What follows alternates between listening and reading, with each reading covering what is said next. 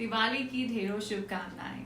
Hi everyone, this is Geetika Bhatia. Welcome back to our channel divine spect. So I know बहुत busy होंगे आप। दिवाली की decorations, preparations, puja, gifts exchange, everything is going on. So आज हम बड़ी दिवाली की पूजा कैसे करेंगे उसकी बात करेंगे।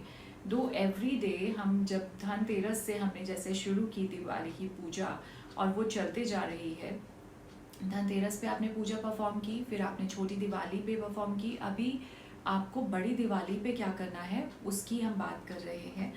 और क्योंकि ये वीडियो आपके पास में अपलोड होगा दिवाली से पहले ऑफ कोर्स, सो छोटी दिवाली की वीडियो भी आपके पास आ चुकी होगी, आ रही होगी। और बड़ी दिवाली पे हम क्या करेंगे जिसको हम नरक चतुर्दशी भी कहते हैं, उस दिन 12 नवंबर को हमें जितना भी हमारा पूजा का सामान है, जैसे कि हमने धनतेरस पे जो 11 गोमती चक्र थे वो हमने पीले क्लोथ में बांध कर हमने अपनी तिजोरी में रख दिए थे। और जो कौड़ियाँ हैं उनको हम एज इट इज़ पड़ी रहने देंगे, थोड़ा सा गंगा जल का छींटा दे देंगे। और उसके साथ में हमने उल्लू रखा हुआ था, उल्लू को वहीं रहने देंगे क्योंकि माँ लक्ष्मी को प्रिय है और जब तक दिवाली की पूजा नहीं खत्म हो जाती तब तक उल्लू वहीं रहेगा। और जहाँ पे आपने पूजा का स्थान बनाया था उसको फिर से उस जगह को आप क्लीन करके अब आप रेड कलर का क्लॉथ बिछाएंगे नीचे। हमने धनतेरस की पूजा में येलो क्लॉथ यूज़ किया था, अब हम रेड क्लॉथ स्प्रेड करेंगे।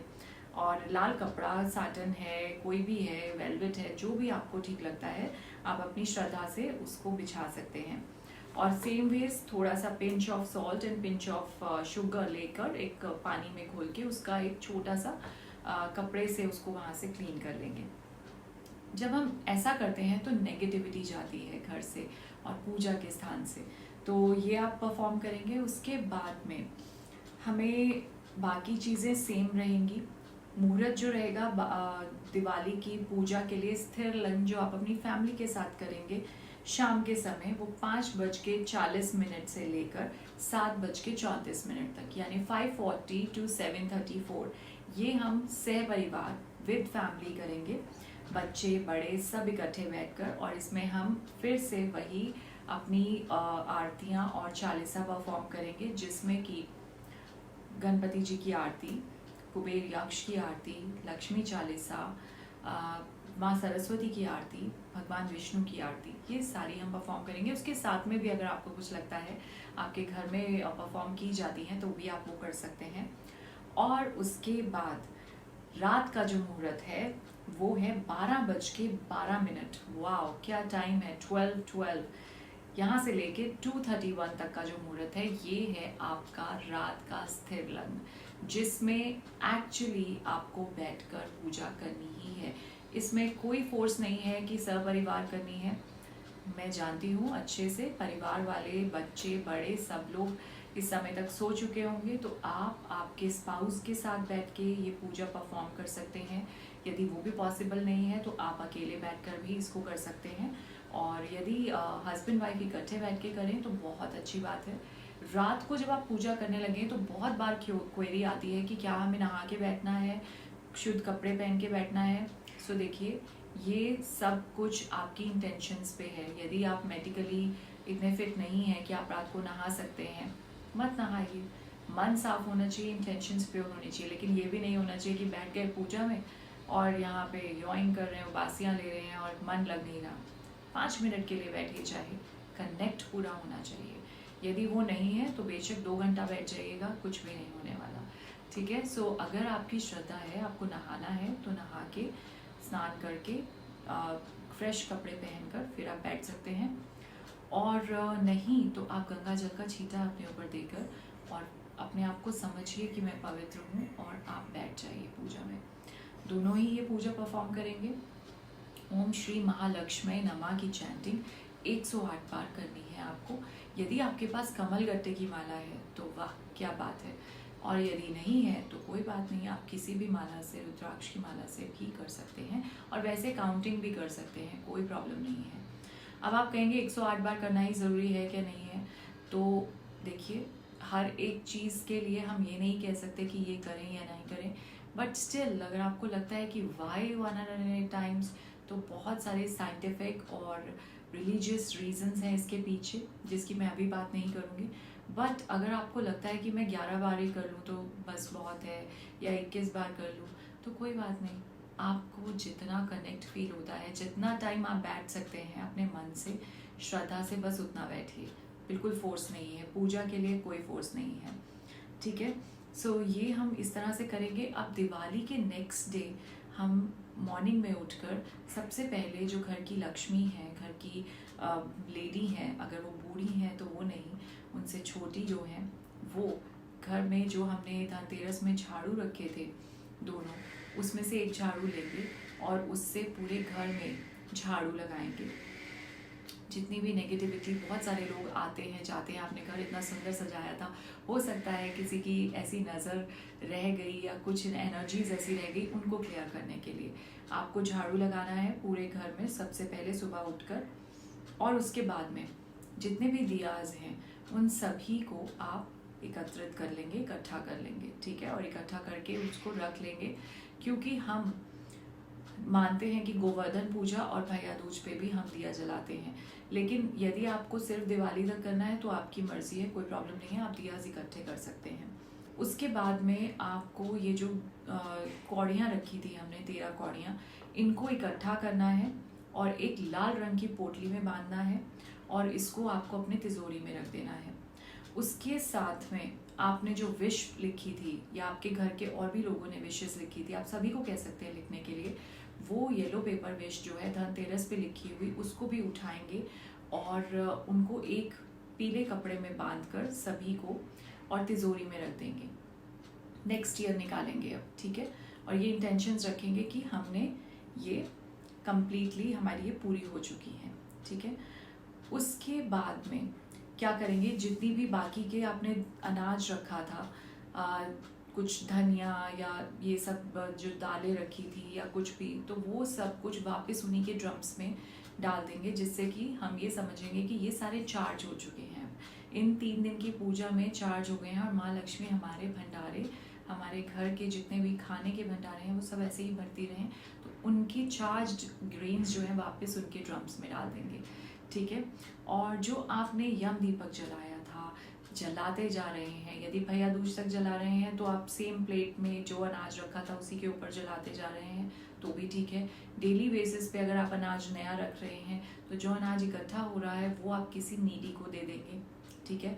और यदि एक ही रखते जा रहे हैं तो कोई बात नहीं, जैसे भैया दूज की पूजा हो जाएगी शाम को यम दीपक आप जला देंगे, तो नेक्स्ट डे, भैया दूज के नेक्स्ट डे 16 नवंबर को आप उन अनाज को इकट्ठा करके या तो पक्षियों को डाल दीजिए या किसी नीडी को दे दीजिए, ठीक है। और वो जो उसके अंदर आपने कौड़ी रखी थी और सिक्का रखा था, तो उनको आप अपने सेफ में रख लीजिए, किसी भी पोटली में बांधकर, ठीक है। तो ये सब चीज़ें, और उसके साथ में उल्लू को मत भूलिएगा, उल्लू की भी हमने पूजा की थी, उसको भी आप उठाकर नेक्स्ट डे ऑफ दिवाली आप सुबह मॉर्निंग में अपने सेफ में, अपनी तिजोरी में अच्छे से बिठा देंगे, रख देंगे, और अपना कैश, अपनी ज्वेलरी, एवरीथिंग वो भी वापस से आपके सेफ में चला जाएगा।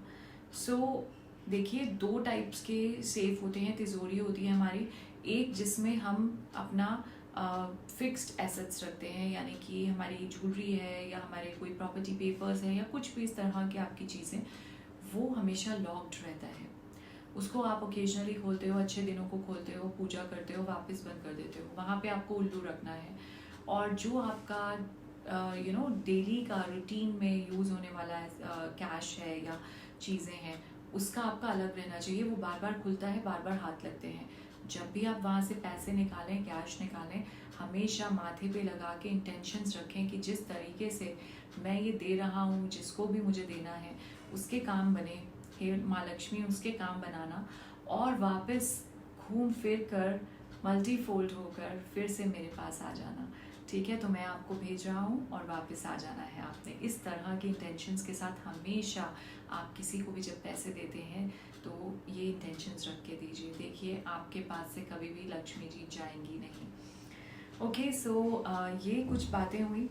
और दिवाली पे मुहूर्त मैं आपको बता चुकी हूँ, उस मुहूर्त में आपको ज़रूर पूजा करनी है उठकर। और साथ में ये जो कौड़ियाँ हैं, ये सभी दियों में से भी निकाल ली थी और हमने रख ली थी। तो 13 कौड़ियाँ हम रख देंगे सेफ में। और चावल के कुछ दाने आपने, जब आपने कौड़ियाँ रखी हैं तो उसके साथ में रख लेने हैं, जो आपने चावल के दाने बोल में रखे थे पूजा के समय। और धनिया जो है, वो धनिया के दाने कुछ आपने निकाल के अपने घर के सभी कॉर्नर्स में थोड़े थोड़े, यानी एक एक दो दो डाल देने हैं और कुछ अपने पौधों में डाल देने हैं। सो धनिया जब उगता है तो वो जिस तरीके से प्रॉस्पेरिटी, ग्रीनरी आती है वहाँ पे, उसी तरह से आपके घर में, आपके परिवारजनों के साथ में, आपकी लाइफ में आए, इस आने वाले साल में आए। सो देखिए, ये सारी पूजा जो है, हमेशा से हम ये ऐसे करते आ रहे होंगे कि बैठे और बस पूजा परफॉर्म की, सबके साथ आरती की और मिठाई खाई और हैप्पी दिवाली, शुभ दीपावली बोला।